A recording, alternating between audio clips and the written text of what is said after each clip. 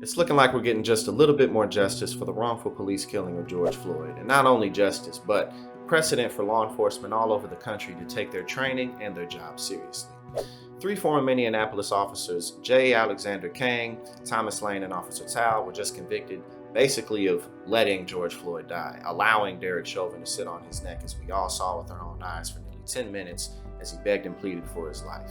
As he sat there and told them how uncomfortable he was, as there were many officers surrounding the situation and everything was under control, George Floyd's death was absolutely unacceptable.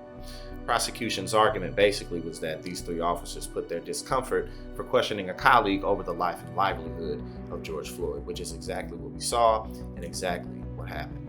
During closing arguments, prosecutor Amanda Sertic told jurors that, and I quote, "These defendants knew what was happening. And contrary to their training, contrary to common sense, contrary to basic human decency, they did nothing to stop Derek Chauvin," which again we all saw.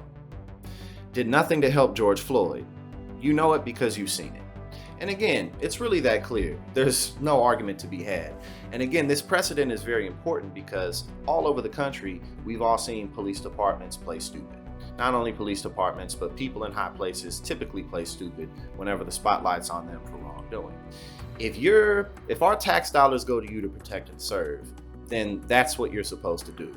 Now, obviously, that's not what always happens, so there's really no point in going off into that long stretch of an argument of, that's not what they're for, but that's what we're supposed to push them to do. And so, public pressure works, and it's good that this precedent is being set more and more. Now we have to push for this further. We have to get more involved in local elections because that's really where it's going to make the difference, to where we can see more of this. When police officers abuse their power, we can actually get some justice. And that's why it's important to stay involved in the process. And of course, the defense attorney's arguments for these three former Minneapolis police officers was that, somehow the videos circulating that everyone all over the world has seen, the videos that sparked worldwide protests, the videos that led to the Black Lives Matter movement, somehow we were all missing something. That 10 minutes of Derek Chauvin kneeling on George Floyd's neck, somehow we missed, the confusion that the officers were facing on what they should have done. But at the end of the day, again, these are the types of excuses that we can't stand for. We can't put up with them. We can't allow police departments to get away with shooting someone and say, I thought it was my taser. Shooting people in the back, shooting people who don't have weapons. Until these types of videos stop circulating at such a rapid pace, then it's not going to stop being an issue.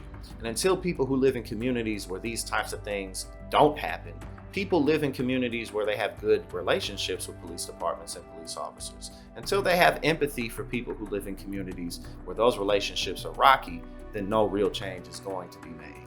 And that's why, again, as I always say, it's important for us to continue to stay involved so that we can see more precedents being set, just like these three former Minneapolis officers being prosecuted for what they did.